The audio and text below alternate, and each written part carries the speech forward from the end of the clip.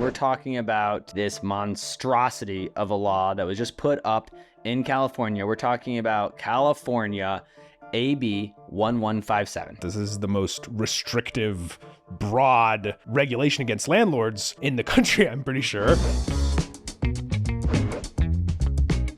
Hey, everybody. Welcome back. We're here with our best friend, Seamus Nally, the CEO of TurboTenant. Hey, Seamus, how are you today?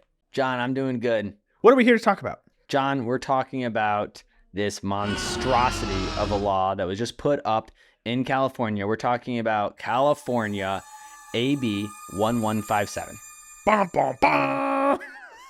All right, let's roll the clip. A cap on yearly rent increases throughout the state could soon be lowered from 10% to 5%. California Assemblymember Ash Kalra's AB 1157 advanced out of the state Assembly's Housing Committee on Thursday. Now it's moving forward to the next committee. AB 1157 looks to protect tenants across the state. Along with the 5% cap, the bill includes single-family home rentals and removes the 2030 sunset date of the original legislation, making it permanent. Small property owner groups say their members feel targeted. Really disappointed that this was able to be, passed along. We believe that the voters have already spoken. On Thursday, 160 property owners were in Sacramento to protest against AB 1157. The costs of operating rental housing in California are going up every year. Insurance is going up 30% every year. Our garbage rates are proposed to go up 30%. These groups want the state to focus on building more housing, not pushing small property owners out. Housing advocates say this change is needed to prevent more Californians from ending up homeless. Oh, man, that bill looks bad. It looks terrible, John, but I've got good news. What's that news? It was killed. Oh, my goodness. It was pulled. That law has already been pulled. Already been pulled. Incredible. What a huge victory in a state like California, too. Absolutely. A huge surprise. I'm sure that it popped up and then just as quickly disappeared. But let's still spend a little bit of time to talk about what was in it, why it had landlords such as ourselves so up in arms. So yeah, you mind walking through some of the main tenets of it? Tenants. I see what you did there. Yeah, so this bill is actually a continuation on some of the language introduced by California during COVID. So they introduced a bunch of tenant protections and a rent cap of 10% plus inflation. So this was some restrictions on landlords, but there was a notable exception against single-family homes. So a lot of our users, right, smaller landlords, DIY landlords, were exempted from this. And there was also an eviction control, so just cause. You couldn't end a lease or you couldn't not renew a lease basically without a just cause to remove that tenant, like violating the lease or something like that, right? So this guy, his name was Ash Kalra, comes up with this bill, and he says in 2025, 5 years after this has been in effect, and by the way, that first bill was supposed to be 10 years. Yep. He comes up and he says, this is what we're going to do. First, we're going to make that bill that we passed during COVID forever. It's going to be the law of California forever. Second, we're going to remove the exemptions for small landlords. Third, that rent cap at 10% plus inflation, that's now going to be 5% plus inflation. So he halved it. Awful. And we read this last week and we were like, we got to do an episode about this. This is the most restrictive, broad regulation against landlords in the country, I'm pretty sure. And then we come in literally Wednesday, we're about to film this, and it's overturned due to two heroes. First, the California Apartment Association. Can we get a whoop whoop? Whoop whoop. Yep, California Apartment Association comes in with their lobbying arm. The California YIMBYs, yes in my backyard, pro-housing provider, comes in and says, don't solve affordability like this, guys.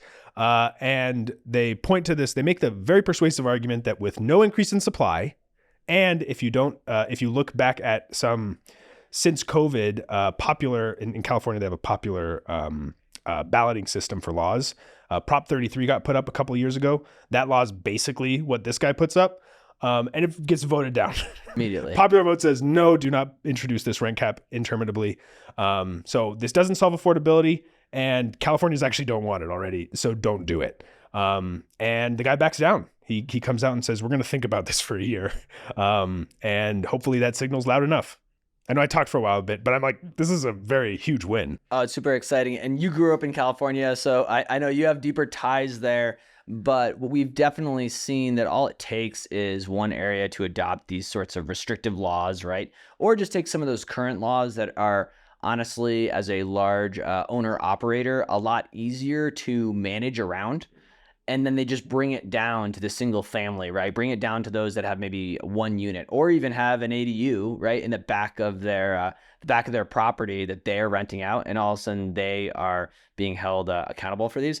And so to see this come up and then get shot down, I think is great for those of us that own properties outside of California, right, but are looking keenly, hoping that California doesn't ooze out, right? Right. Fourth largest economy, right, in the world today. Yes. So if that law gets passed there, it would have been bad for everybody eventually. Can influence everyone. So absolutely. What a big win. And we talk a lot about how important it is for landlords to be aware of what laws are happening and participate, right? Be active.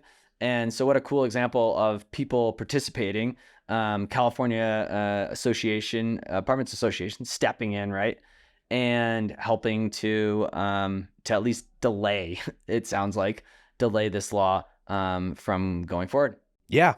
And I will say too, getting involved locally doesn't just mean fighting against regulations that would impact your rental business. It also means fighting for a policy reality that solves affordability without this kind of regulatory environment. And that's actually when this bill first passed, all of the press was about, we're going to have this in place until we build more houses. And they haven't built nearly enough houses to solve the affordability problem. And that's what, the Apartment Association was like, hey, we don't have enough houses for something like this to work. And that's one thing California, a lot of states are struggling with right now, is building, adding to the supply. And so get out there, the YIMBY group out there that was on the streets literally use this as their line, right? Build more. Get out there and regulate for policies and the removal of regulations in the case that regulations are what's blocking it, building more houses in your area. And that's one very clear way to solve against dysregulation. Awesome. I'm just excited.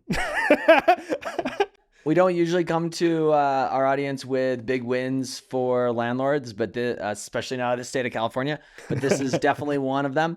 It also, I think, highlights the importance of taking a look at your lease agreement and seeing year in and year out what clauses you have to allow you to actually raise rent. Yeah. Because where people get in a really tough position on these rent cap laws is actually when they have one tenant that maybe lives there for 8 years. You haven't raised rent at all, right? And then all of a sudden you're 50% below market and you can't catch up, right? You don't have the ability to do that. And so I think it's a really important aspect of being a landlord, is just knowing what your lease agreement gives you the ability to do. Highlight that with your tenants before they move in, right? Save yourself the surprise and hopefully the contentious conversation at the time of renewal, and make sure that you're protecting yourself so you're not faced with being 50% below market cap or market rate rent and having to do a huge rent hike.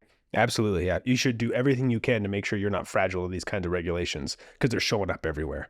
Right now in Washington, there's a very similar bill actually going through that's getting a lot of attention. So this is not just a California problem. Awesome. Well, if you live in a location where you are facing these sorts of regulations, please sound off in the comments. We'd love to dig into other stories. And if you're getting value out of the content, please like and subscribe. We really appreciate it. And if you're a member of California YIMBY or California Apartment Association, congratulations and good job. And thank you. And thank you. Yeah.